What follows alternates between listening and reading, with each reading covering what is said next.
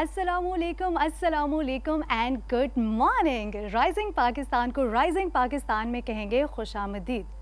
ये दुआ है कि आप सब देखने वालों का आज का दिन बहुत ही बेहतरीन गुजरे। अगर आप ये सोचते हैं कि छोटी छोटी चीज़ों में आपको खुशियाँ मिलें तो यकीन जानिए आपका दिन भरपूर ही गुजरेगा। खुशी का ताल्लुक़ कभी भी किसी भी सूरत लग्जरियस लाइफ से नहीं होता या बहुत ज़्यादा अच्छी सैलरी से नहीं होता। खुशी का ताल्लुक़ होता है छोटी छोटी चीज़ों से, जैसे किसी को बहुत अच्छा फल खाकर या फेवरेट फ्रूट खाकर या अपना पसंदीदा खाना खाकर खुशी मिलती है। या कुछ लोग ऐसे होते हैं जो अपने घर की सेटिंग या डेकोरेशन जब चेंज करते हैं तो उनका मूड अच्छा हो जाता है और उनका दिन अच्छा गुजरता है और बहुत खुशी महसूस करते हैं। कुछ लोग ऐसे हैं जिनको जब भी सैलरी मिलती है महीने के अख्ताम या महीने के शुरू में तो उनका दिन अच्छा होता है और वो बहुत खुशी महसूस करते हैं। इससे ये साबित होता है कि खुशी का ताल्लुक़ आपकी तरजीहात पर होता है, आपकी प्रेफरेंस पर होता है। तो आपकी प्रेफरेंस क्या है ये बात आपने जाननी है। हम लेकर आए हैं बस ऐसी ही छोटी छोटी खुशियों भरा राइजिंग पाकिस्तान, जिसमें आपके लिए होंगे कुछ अमेजिंग सेगमेंट्स, जिसमें सबसे पहले हमारा साथ देंगे MBA। किस सेगमेंट में MBA जो है आज कुछ जिस तरह मैंने खुशी का एक रेफरेंस दिया है, वो कह रहे हैं कि रिबेका आप आंटी आज हम आपको बताने जा रहे हैं कि आप सोचती होंगी कि ऐसा हो सकता है अगर टैक्सी जो है वो हवा में उड़े। तो मैंने MBA से कहा नहीं ऐसा नहीं हो सकता। उन्होंने कहा ऐसा हो सकता है और आने वाले चंद सालों में आप देखेंगी कि वो टैक्सी जो रोड पे चलती है वो जो है अब हवा में उड़ा करेगी। लुकिंग फॉरवर्ड जो है MBA के सेगमेंट की जानिब कि वो आज हमारे लिए क्या लेकर आ रहे हैं। वो कहते हैं कि हम बात करेंगे टैक्सी हवा में उड़ेगी। लेट्स सी कि MBA जो है आज के सेगमेंट में क्या कुछ हमारे लिए कलरफुल आया है। इसके अलावा हमारा साथ देंगी सबीन, 3 अच्छी खबरों के साथ 3 गुड न्यूज़ हैं सबीन के पास और वो बहुत एक्साइटेड थी, उनका मूड बड़ा अच्छा था। उन्होंने कहा कि मैं जो है आपको बताने वाली हूँ कि हम क्या कर रहे हैं 3 अच्छी खबरों में। दिन का आगाज़ अच्छी खबर से हो जाए, खुशी से हो जाए तो फिर क्या ही बात होती है। इसके अलावा ट्रेनर काशिफ ने कहा कि आप जो है वो जो इक्विपमेंट होता है ना, उस इक्विपमेंट में आज मुझे चेयर चाहिए। हमने कहा चेयर का आप क्या करेंगे? उन्होंने कहा चेयर से कुछ बहुत ही हेल्दी एक्सरसाइज जो है आज हम आपको दिखाने वाले हैं। हमने कहा बिल्कुल ठीक है। चेयर रेडी है, एक्सरसाइज सेगमेंट का इंतज़ार है। ट्रेनर काशिफ आज करेंगे चेयर का वर्कआउट। मैं बहुत लुक फॉरवर्ड कर रही हूँ। लेट्स सी कि ट्रेनर काशिफ आज हमारे लिए चेयर वर्कआउट में क्या कुछ सजा कर लाए हैं। इसी के साथ जनाब हम आपको लिए चलेंगे लाहौर स्टूडियोज़ की रिकॉर्डिंग में, जहाँ पर तौसीक हैदर साहब ने हमारे आज के बहुत ही ख़ास मेहमान हनी अलबिला साहब का इंटरव्यू किया है। वो एक ऐसे शख्स जो उदासी और परेशानी भरे चेहरे पर मुस्कुराहट ले आते हैं। ऐसे लोग कितनी पॉजिटिविटी बिखेरते हैं। मैं बहुत लुक फॉरवर्ड कर रही हूँ उनके गेस्ट सेगमेंट के हवाले से कि वो बहुत अच्छे अदाकार, बेहतरीन कॉमेडियन है। क्योंकि जब आपको विरासत में एक चीज़ मिलती है जिसको हम कहते हैं लेगेसी, डेफिनेटली हनी अलबिला जो हैं वो अपने वालिद साहब की लेगेसी को लेकर आगे बढ़ रहे हैं। उनके वालिद बेहद अच्छे कॉमेडियन, बेहतरीन अदाकार अलबिला साहब। हम लुक फॉरवर्ड कर रहे हैं आज के गेस्ट सेगमेंट को जो लाहौर स्टूडियोज़ में तौसीक साहब ने हमारे लिए रिकॉर्ड किया है। अब सारी चीज़ें बता दी। अब ये तमाम तर चीज़ें उस वक्त होंगी जब मैं जाऊंगी ब्रेक के जानिब। ब्रेक के बाद जब वापस आऊँगी तो देंगे MBA हमारा साथ। आपने कहीं नहीं जाना, रहना हमारे साथ। देख रहे हैं आप राइजिंग पाकिस्तान।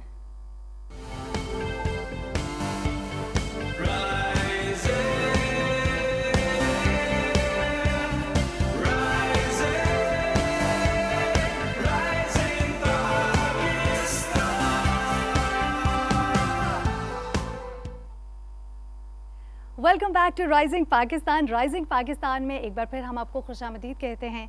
MBA हमारे साथ है, लेकिन MBA ने कहा कि आप गुड न्यूज़ के सेगमेंट में अच्छी खबरें लाती हैं, मैं किस सेगमेंट में लेके आऊँ आपके लिए अच्छी खबर? तो मैंने कहा वो क्या? उन्होंने कहा एयर टैक्सी। वो क्या है हवा में उड़ने वाली गाड़ियाँ, वो हमें MBA बताएंगे। अस्सलाम वालेकुम, गुड मॉर्निंग। Good morning. कैसे हैं आप MBA? मैं ठीक हूँ, आप कैसी हैं? बिल्कुल ठीक ठाक। ये एयर टैक्सी ऑफ कोर्स हवा में उड़ने वाली गाड़ी, इतना तो मुझे समझ में आ गया। पहले मुझे ये बताएं कि आपको गाड़ियों का शौक़ है? गाड़ियों का शौक़ नहीं, भी मुझे रेवोल्यूशन का शौक़ है कि जो भी चीज़ इंसानियत को हेल्प करे उसका मुझे शौक़ है। तो देखिए हमारी ज़िंदगी, ये टॉपिक हमसे ऐसे रिलेट करता है कि हमारी ज़िंदगी का एक बहुत ही बड़ा हिस्सा ट्रांसपोर्टेशन है। एक जगह से वहाँ, मैं भी इधर ट्रांसपोर्टेशन के ज़रिए आप भी ट्रांसपोर्टेशन के ज़रिए आए यहाँ पे, तो हम कह सकते हैं कि हमारी ज़िंदगी का बहुत ही बड़ा हिस्सा है। अब अगर आप 10 से 20 साल पहले इस्लामाबाद में जाएं तो यहाँ पे ज़्यादा गाड़ियाँ नहीं थी, तो बहुत खुली रोड्स होती थी, ठीक है, रश बिल्कुल भी नहीं होता था। लेकिन अब हर टर्न पे आपको एटलीस्ट 5-10 मिनट का स्टॉप करना पड़ेगा, क्योंकि इतनी ज़्यादा गाड़ियाँ, इतने ज़्यादा लोग आ गए हैं। बिल्कुल। लेकिन आई थिंक एमपी इस वजह से भी है कि रोड क्योंकि काफ़ी खुली है, लेकिन अगर एक घर में 4 लोग हैं तो आई थिंक सबके पास अपनी अपनी गाड़ी है जी। तो आई थिंक वो भी एक वजह है कि हर किसी ने अपनी ज़रूरत के मुताबिक गाड़ी रख ली है, और पब्लिक ट्रांसपोर्ट जो है उसका जब इस्तेमाल कम होता है तो उस सूरत में भी जो है वो ट्रैफिक बढ़ती है। सो इसका अब हल क्या है जी? अब देखिए, पब्लिक ट्रांसपोर्ट भी इसका हल था, लेकिन वो एक ऑब्वियसली फेवरेट नहीं था लोगों का, क्योंकि काफ़ी ज़्यादा लोग इस्तेमाल नहीं करते और वो चूज़ करते हैं कि वो अपने कंफर्ट में ऑफिस जाएं आराम से, स्ट्रेस फ्री, शोर में ना। तो कुछ साइंटिस्ट ने सोचा भाई अब इसका क्या हल हो सकता है, तो इसका हल हुआ एयर टैक्सीज। मतलब एयर टैक्सी, हवा में गाड़ी उड़ेगी।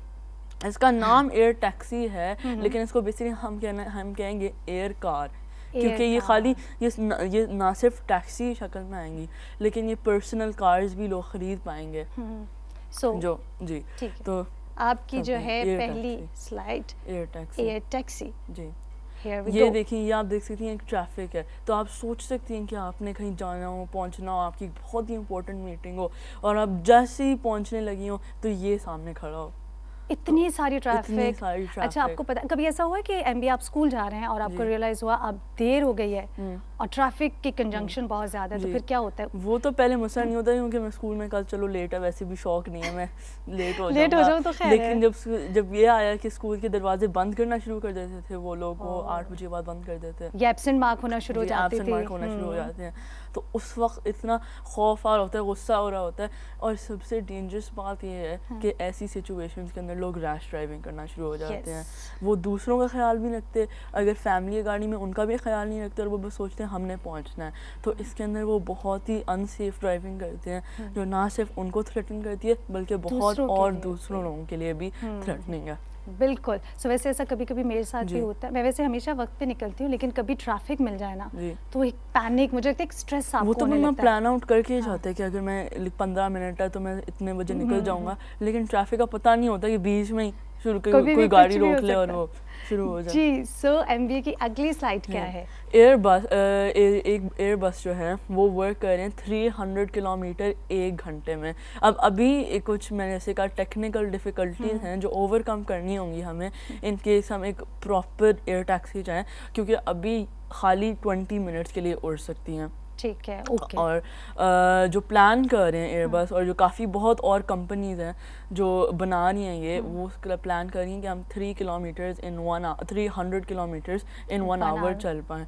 तो इस हिसाब से आप लाहौर 1.5 आवर में जा सकते होंगे, और वो भी हवा में उड़ते हुए आराम से, मतलब सुकून से। हम मेरी तो गाड़ी बाहर खड़ी है और मुझे तो कोई टेंशन नहीं है, रोड बंद है या नहीं बंद, हमें हवा में उड़ के जाना है आराम से, लाहौर का सफर मजे का हो जाएगा। जब मैं भी ये पढ़ रहा था टॉपिक, मैंने कहा यार जहाज़ नहीं है, जहाज़ काफ़ी नहीं है एयर टैक्सी, तो तब मुझे समझ आया कि जहाज़ ना हर वक्त तो नहीं लेकर जाता, चलो मुझे ऑफिस जाने में जहाज़ ले लेता हूँ, फिर मैं वापस जहाज़, तो इसलिए मैंने सोचा कि इस एयर टैक्सीज इतना यूज़फुल आएंगी कि ट्रैफिक से भी आप निकल सकते हैं, ये तेज़ भी जाएंगी और इतना कन्वीनियंट है, जैसे गाड़ी को स्टार्ट किया और हवा में उड़ गए। जहाज़ की तो प्रेप करनी होती है, उसको प्रॉपर बहुत ज़्यादा टाइम चाहिए होता है, ये तो बिल्कुल ऊपर। ऑफ कोर्स आपको सीट कंफर्म करनी है, एक जगह से दूसरी जगह एयरपोर्ट तक जाना है, तो वो पूरा एक सिलसिला है, पूरा सिलसिला बन जाता है जो बहुत ही इनकन्वीनियंट हो जाता है। बिल्कुल। अगली स्लाइड क्या है जी एमबीए की? आज एमबीए जो है वो हमें जी अगली स्लाइड है कि कमर्शियल टैक्सी ऑपरेटर हैं, वो कहते हैं कि हम 2023 तक एयर टैक्सी शुरू कर लेंगे, यानी आने वाले 2 साल में एयर टैक्सी शुरू हो जाएगी। लेकिन देखें, अगर जब गाड़ियाँ थी, हमें गाड़ियों का एग्जांपल देते हैं कि इजीयर टू अंडरस्टैंड हो, अगर इस्लामाबाद में 3-4 गाड़ियाँ हो खाली, लेट्स गो बैक, ठीक है, 3-4 गाड़ियाँ हो तो इतनी रूल्स और रेगुलेशन तो नहीं लगे हुए हैं, खाली 3-4 लोग हैं, बाकी पेडेस्ट्रियंस हैं। इसी तरह 2023 का मतलब ये है कि खाली एक ही मुल्क के अंदर 1-2 मुल्क के अंदर 3-4 टैक्सीज होंगी जो बहुत एक्सपेंसिव होंगी, कोई भी नहीं राइड करेगा, बस वो शो के लिए वहाँ होंगी। ठीक है, लेकिन जैसे ये कमर्शलाइज होना शुरू होंगी, जैसे ये बढ़ना शुरू होंगी, तो इनकी रूल्स, रेगुलेशंस, लॉज, लाइसेंस, हर चीज़ जब इम्प्लीमेंट होगा तो इसको एक्सपर्ट्स कहते हैं तकरीबन 15 साल लग जाएंगे इसको होने में। ओके, आने वाले 2 साल में 2023 तक तो ये शुरू हो जाएगी एयर टैक्सी, लेकिन 10 से 15 साल में प्रॉपरली इसे जो इसकी इम्प्लीमेंटेशन और सारे रूल्स एंड रेगुलेशंस जो है उसको फॉलो किया जाएगा। वैसे एक सवाल आ रहे हैं भी मेरे जहन में कि एयर टैक्सी जब हवा में जाएगी तो उसमें कुछ सिग्नल्स का कुछ सीन होगा? वो तो अभी पता नहीं है, सोचे वो किसी बंदे को, पुलिस वाले को हवा में खड़ा कर दें और वो ऐसे ऐसे कर रहा हो। आप देखिए कि रूल्स एंड रेगुलेशंस इसके क्या बनते हैं। लेट्स सी, एक्चुअली मैं और एमबीए जो है वो बहुत लुक फॉरवर्ड कर रहे हैं। हम ऑफियर भी जब थे तो मैंने कहा, एमबीए कह रहे मुझे भी बड़ा शौक है कि क्या होगा, मैंने कहा मुझे भी बहुत शौक है। सो लेट्स सी, बढ़ते हैं एमबीए की अगली स्लाइड की जानिब। और एमबीए अगली स्लाइड में हमारे लिए क्या लाए? आई थिंक ये लास्ट स्लाइड है आपकी। जी, हमारी लास्ट स्लाइड है। और अभी जो है, अभी वो तो 2023 में शुरू कर रहे हैं, लेकिन जैसे मैंने कहा टेक्निकल डिफ़िकल्टीज़, बहुत कम फ्लाइट टाइम, लेकिन अभी इस वक्त सबसे ज़्यादा फोकस स्काई ड्राइव जापान में है, क्योंकि वो सबसे क्लोज पहुंच गए हैं to a fully working air taxi. और ये उनका प्रोटोटाइप लॉन्च भी हो गया, जैसे आपने स्लाइड में देखा। तो बात ये नहीं है कौन सा मुल्क पहले कर ले, कौन सी कंपनी पहले कर ले, लेकिन बात ये है कि जो चीज़ इंसानियत को मदद करती है, ठीक है, वो उसका मुझे शौक़ भी है और वो बहुत ही अच्छी होती है इसीलिए। मतलब वैसे मैं सोच रही हूँ एमबी, आपको शौक है कि आप ड्राइव करेंगे बड़े होके? मतलब ड्राइवर तो बनना है ना अपनी सहूलियत के लिए, ठीक है। अच्छा, मुझे ये बताएं, आपको ड्राइविंग सीखनी किससे? आप किसी ड्राइविंग स्कूल जाएंगे या अपने फैमिली में से किसी से सीखेंगे? एयर टैक्सी तो पता नहीं किससे सीखूंगा। मेरा अगला सवाल एक्चुअली यही है। एयर टैक्सी पता नहीं किससे सीखूंगा, लेकिन देखते हैं जब आएगी तो खुद ही शायद सीख लें। सो हम लुक फॉरवर्ड कर रहे हैं कि आने वाले चंद सालों में जो है एमबीए एक बहुत अच्छे ड्राइवर होंगे, ज़मीनी ड्राइवर भी होंगे। पहले आप सीख लेना, मैं आपसे सीख लूँगा। मतलब वो एमबीए को पता है कि वो काम जो रिबेका से नहीं होना, एमबीए ना करो, ये मुश्किल काम है। Thank you so very much MBA, इतना इंटरेस्टिंग टॉपिक था। ऑफ कोर्स जब किसी भी चीज़ में जिद्दत आती है, इनोवेशन होती है, तो बहुत ही खुशी होती है। हम बहुत लुक फॉरवर्ड कर रहे हैं कि एयर टैक्सेस जो है वो बहुत से मसाइल जो हैं उनको हल करेगी, लेकिन किसी और मसले की जानिब हम नहीं जाएंगे। लुक फॉरवर्ड करें। Let's see. Thank you so much MBA, have a great day. अरे जी, एमबीए ने हमें बताया कि एयर टैक्सी जो है वो आने वाली है, उस पर काम हो चुका है। 2023 तक तो ये शुरू हो जाएगी, लेकिन 10 से 15 साल इसको और बेहतर होने में लगेंगे। अभी हमें बढ़ना है छोटी सी ब्रेक की जानी। ब्रेक के बाद जब वापस आएंगे, सबीन देंगे 3 अच्छी खबरों के साथ। मेरा साथ देख रहे हैं आप राइजिंग पाकिस्तान।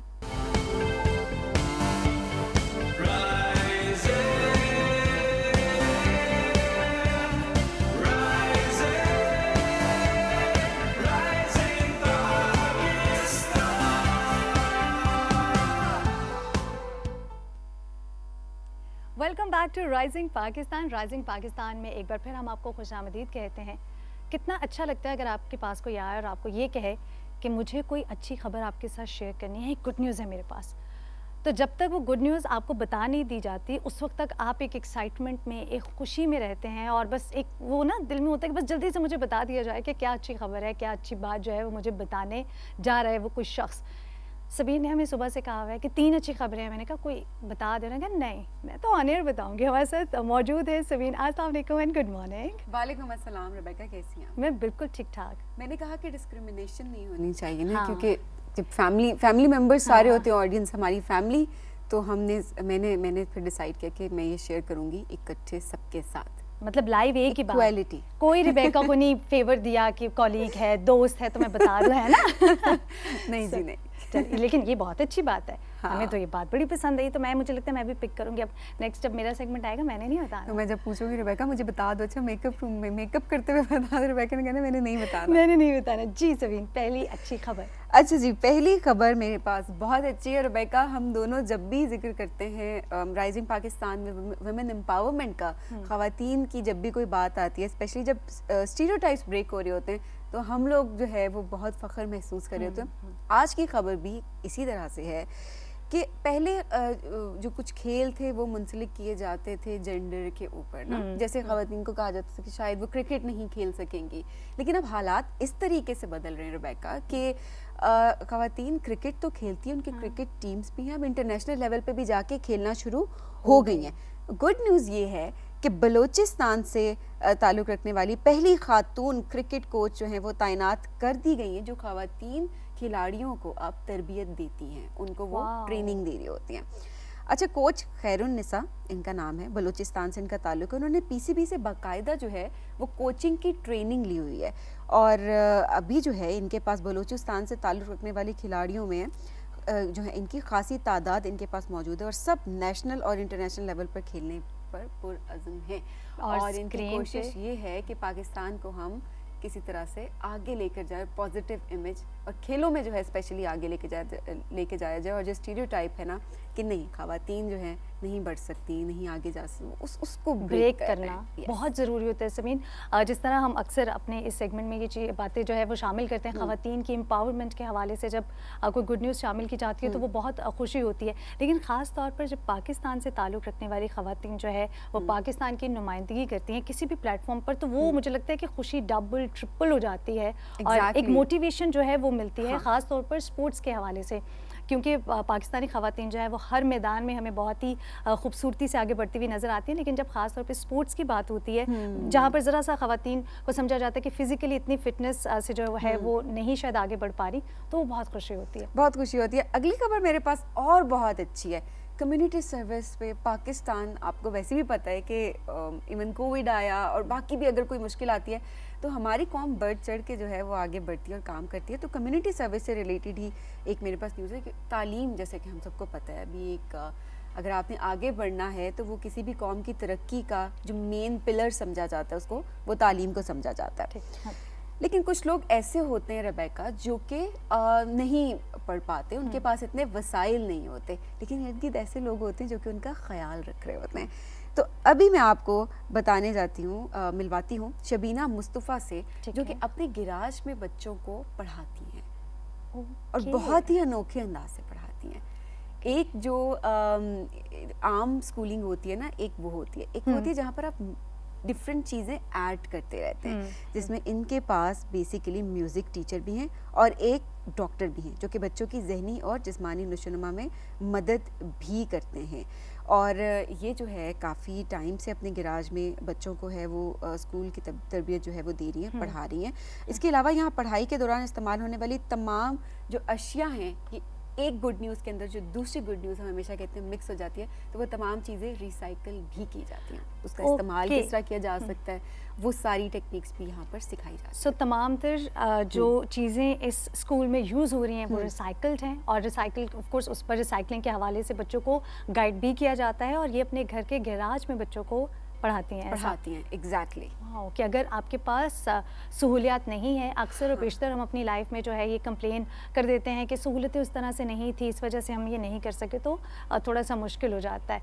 लेकिन हम बढ़ने जा रहे हैं तीसरी गुड न्यूज़ की जानिब, क्योंकि हमें पता है कि हमारे पास वक्त बहुत कम है। तीसरी गुड न्यूज़ हमारे पास बहुत अच्छी है। बाज़-औक़ात फरमाइशें पेरेंट्स से कर रहे होते हैं ना बच्चे के, हमें ये चाहिए, ऐसे होता है वैसे होता है, स्पेशली फादर्स से किया जाता है। तो बेसिकली बाज़-औक़ात लेकिन जो ख्वाहिशात होती है ना आपकी, वो बड़ी अनोखी हो जाती है। जैसे कि ऑस्कर की जो ख्वाहिश है, ऑस्कर जो है वो फ्रांस से ताल्लुक़ रखते हैं, ठीक है, और वो टांगों की मूवमेंट बेसिकली नहीं कर पाते थे, तो उन्होंने अपने वालिद से फरमाइश की कि किसी तरीके से वो चल फिर सके, मुझे उनको चलना फिरना। तो उनके वालिद एक साइंसदान हैं, तो उन्होंने एक रोबोट बना दिया उनके लिए, अपने बेटे के लिए, ताकि वो चल सके। और इसके साथ साथ अब ये जो उनका बेटा जो है इसकी मदद से अब मूवमेंट कर सकता है, चल सकता है, और ये रोबोट रिमोट से कंट्रोल किया जाता है। तो अब ऑस्कर को किसी की भी मदद की ज़रूरत नहीं होती, स्क्रीन पे भी हम देख सकते हैं, पिक्चर्स देख सकते हैं। और ऐसा जज्बा ऑफ कोर्स हर पेरेंट्स जो हैं वो यही चाहते हैं कि वो अपने बच्चों को हर तरह की सहूलत जो है वो दें। Sabeen, thank you so very much, such an amazing good news. God bless you, have a great day. अभी हमें बढ़ना है छोटी सी ब्रेक के जाने। ब्रेक के बाद जब वापस आएंगे ट्रेनर काशिफ देंगे हमारा साथ। देख रहे हैं आप राइजिंग पाकिस्तान।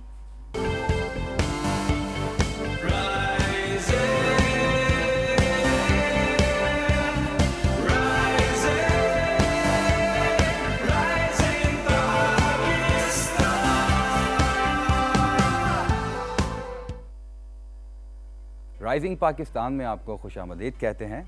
और जैसा कि आप देख सकते हैं, नहीं देखा दोबारा दिखा देंगे, मैं कुर्सी लेके आया हूँ। आज हम वर्कआउट करेंगे क्योंकि आप हमारे एग्जीक्यूटिव प्रोड्यूसर्स हैं और आप हमें बताते हैं कि किस दिन किस टाइप का वर्कआउट होना चाहिए। हम तो उस तरफ गामजन हो जाते हैं जिस जानिब आप हमें ले जाते हैं। हमें हमारे एल्डर्स के, सीनियर्स के, बुज़ुर्ग अफराद के मैसेजेस आए हैं, बहुत ज़्यादा मौसूल हुए हैं कि हमें भी साथ लेके चलें, हमारे लिए भी कुछ एक्सरसाइजेस लेके आया करें।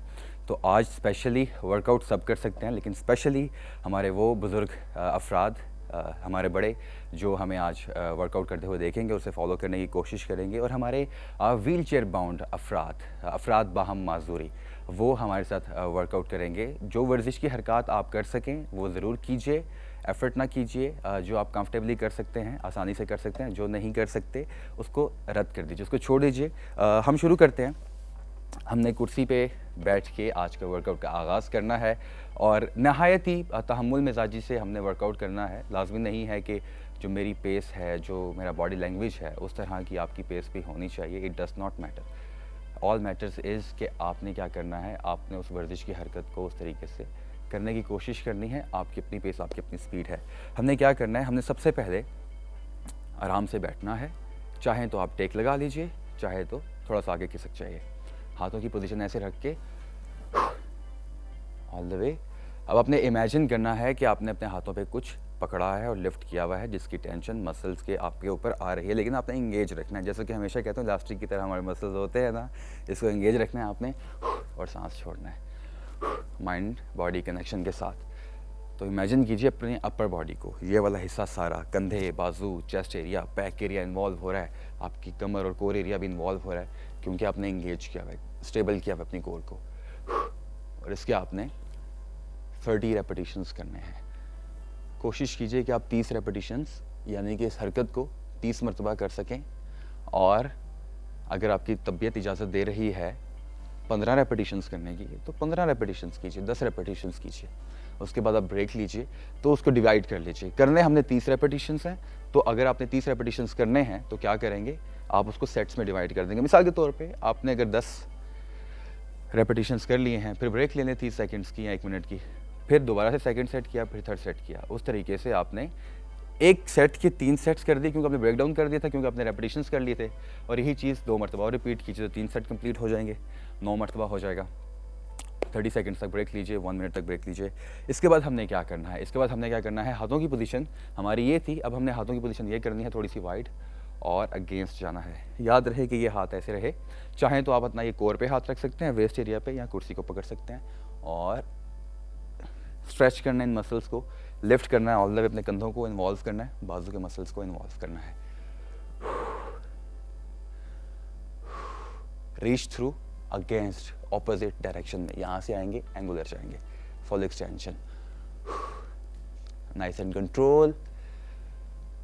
याद रहे कि हमारे जो रेपिटेशंस हैं वो 30 रेपिटेशंस ही हैं, लेकिन स्प्लिट मैंने करके आपको बता दिया है पहली वर्जिश की हरकत में कि आप किस तरीके से उसकी डिविजनिंग कर सकते हैं। पानी की सिपिंग साथ साथ करते रहिए, लेकिन स्मॉल सिपिंग करते रहिएगा, जो कि बहुत अहम है। All the way, nice and control, all the way. कोशिश कीजिए कि आपके जो हाथों की पोजीशन है, प्लेसमेंट है, जो स्टैंड है, ज़रा वाइड हो। वाइड होगा तो 90 डिग्री एंगल से तजावुज़ करेंगे, उसके करीब रहेंगे, करीब तक रहते हुए ज़रा टेंशन पड़ेगी, ब्लड का फ्लो होगा तो ज़रा काम बनेगा, थोड़ा सा तनाव आएगा, खिंचाव होगा मसल्स में। इसके बाद हमने क्या करना है, इसके बाद हमने करना है कि हमने अपने लेग्स को थोड़ा सा इन्वॉल्व करेंगे। क्या करेंगे कि हमने मार्च करना है, nice and control, all the way. अच्छा, ऑल द वे जब मैं कहता हूँ, इसका मतलब ये है कि जब आप जितना आसानी से अपने उस मसल को, यानी कि टांग को लिफ्ट कर रहे हैं, तो उस टांग को जितना आप ऊपर लेके आ सकें। जैसा कि अब मेरी रेंज ऑफ मोशन ये है, तो हो सकता है आपकी रेंज ऑफ मोशन ये हो, इट्स ऑल राइट। अगले रैप में आप और कोशिश करिए और ऊपर आने की, बिल्कुल एहतियात के साथ, नाइस एंड कंट्रोल। लेकिन याद रहे कि आपने बेंट नहीं करना। आपका 90 डिग्री एंगल ऑलमोस्ट बना हुआ है, तो इसी को यूज़ करेंगे, ठीक है। 30 सेकंड्स तक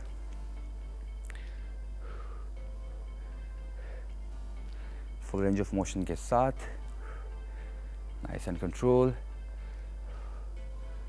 कुर्सी को पकड़ के एहतियात के साथ, नहायत एहतियात से। इसके बाद हमने क्या करना है, हमने इसको लेग्स को एक्सटेंड करना है।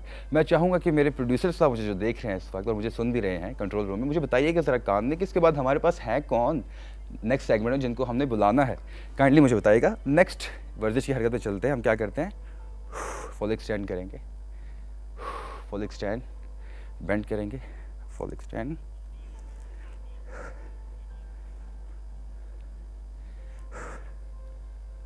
Full extension, nice and control, full range of motion के साथ।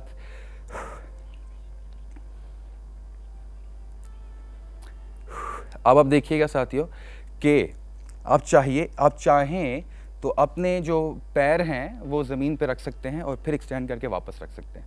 पहली मूव में मैंने क्या किया कि मैंने हवा में रखे पाऊँ, आपसे जहाँ आसानी हो रही है। और देखिए मैं यहाँ पे टाइम ले रहा हूँ, मैं फ़ौरन से बेंट नहीं कर रहा। एक्सटेंड कीजिए, 1-2 सेकंड का टाइम लीजिए और नाइस एंड कंट्रोल। दुश्वारी हो रही है, क्या कीजिए, ये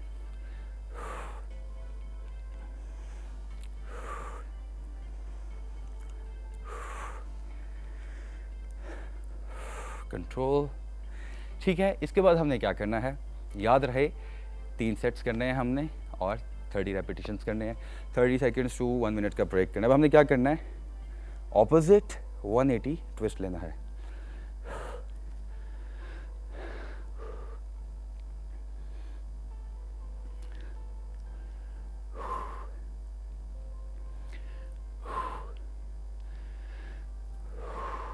nice at control, full range of motion के साथ। इसके 3 सेट्स किए, थोड़ी सी ब्रेक ले ली, बॉडी को रीसेट किया। अब हमने इसमें क्या करना है, नेक्स्ट में हमने अपनी लेग को इन्वॉल्व करना है। सेम थिंग, थोड़ी सी ट्रांजिशन ऐड करेंगे। अब इससे हमारी कोर भी इन्वॉल्व हो रही है अपर बॉडी के साथ, लोअर बॉडी भी इन्वॉल्व हो रही है।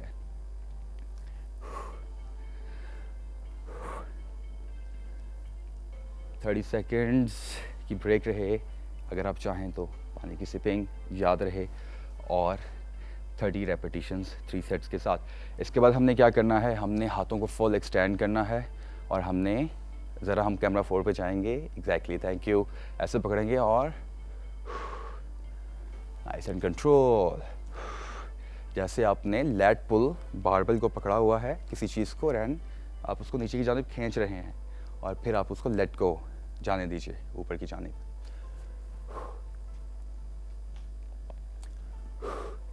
All the way down, all the way up, all the way down, all the way up, all the way down, full extension, mind body connection, spread करना है अपने इस एरिया को, बैक एरिया को लॉक करना है, माइंड बॉडी कनेक्शन के साथ फील करना है, जोड़ना है बैक मसल्स को, जिसको हम शोल्डर ब्लेड पिंच करना कहते हैं। नाइस एंड कंट्रोल, स्प्रेड, बिल्कुल एहतियात से। इसके बाद हम चलते हैं अपने इस शिन के मसल, पिंडलियों को ट्रेन करने के लिए। हमने क्या करना है, 3 वेरिएशंस हैं। मिसाल के तौर पे अगर आपके पंजे सीधे हैं ना साथियों, तो आप इंटायर न्यूट्रल मसल्स को ट्रेन करें, इंटायर रीजन को ट्रेन करें। अगर आपके पंजे सीधे हैं, अगर आपके पंजे आउटवर्ड हुए तो आप इनर रीजन पे आप फोकस कर रहे हैं। स्पेसिफिकली बायोमैकेनिकल फोर्स टेक्निकली कहते हैं, यहाँ जाएगी। अब जब यूं पंजे इनवर्ट कर लेंगे तो आपकी बायोमैकेनिकल फोर्स आउटवर्ड जाएगी, आउटसाइड पे आपके बायोमैकेनिकल फोर्स जाएगी ऑटोमेटिकली। कैसे होगा, मिसाल के तौर पे 3 सेट्स की वेरिएशन करके दिखाता हूँ। ऑल द वे लिफ्ट किया, टाइम लिया, मैं चाहूँगा आप इसके ऊपर हाथ रखें ताकि और टेंशन पड़े और हल्का सा स्ट्रेस डालिए। फुल रेंज होल्ड किया, take your time, 1 second, 1 2 3 4, I meant 1 second, 1 second, 1 2 3 4, यानी कि 1 सेकंड पे ऊपर आए, होल्ड किया, 1 सेकंड के लिए होल्ड किया, 1 सेकंड में ऊपर आए, 4 सेकंड पे नीचे जाने की कोशिश करेंगे। 4, 1 2 3 4, टेंशन रखनी है। इसके बाद अगली वेरिएशन हमारी इनर एरिया में पिंडलियों को ट्रेन करने के लिए biomechanical force, nice and control, entirely पंजों पे रहेंगे। All the way up, all the way down. हमें सोशल मीडिया पे बताना मत भूलिएगा कि आपको हमारा आज का सेशन कैसा लगा। आप हमेशा कहते हैं ट्रेनर काशिफ को कोई कंट्रोल कर ले, ये तो बहुत ज़्यादा कभी मेंढक बना होता है, कभी कितना उछल रहा होता है, कितना हाई इंटेंसिव वर्कआउट होता है। तो हमें ज़रूर बताइएगा हमारे सोशल मीडिया के पेज पे कि आपको हमारा आज का सेशन कैसा लगा। इन्वर्ट किया,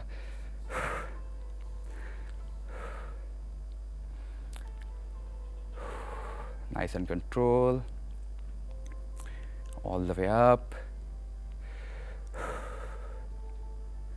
इसके बाद हमने क्या करना है, बॉडी को रिलैक्स करने के लिए यहाँ हाथ रखेंगे और इसको पंजों को उठा लेंगे, अपनी एड़ियों पे आ जाएंगे एंड होल्ड करके रखना है।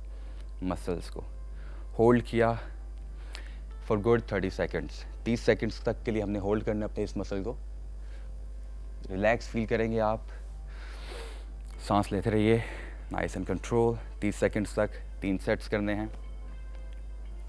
इसके बाद नेक्स्ट यहाँ आके होल्ड करेंगे ऑलमोस्ट 30 सेकेंड्स के लिए, और फिर अदर लेग 30 सेकेंड्स के लिए होल्ड करेंगे। साथियों, ये था हमारा आज का वर्जिश का सेगमेंट राइजिंग पाकिस्तान में। अभी हमें एक छोटी सी ब्रेक की तरफ बढ़ना है और ब्रेक के बाद हम आपको लेके जाएंगे लाहौर सेट्स पे हम गए और इन सोफ़े पे हमने अपने मेहमान को बुलाया। तौसीक साहब ने जाके उनको इंटरव्यू किया। हमारे मुल्क के नामवर फ़नकार कॉमेडियन हनी अलबेला साहब को हमने मदऊ किया। कहीं मत जाइएगा, हमारे साथ रहिएगा। ये है राइजिंग पाकिस्तान।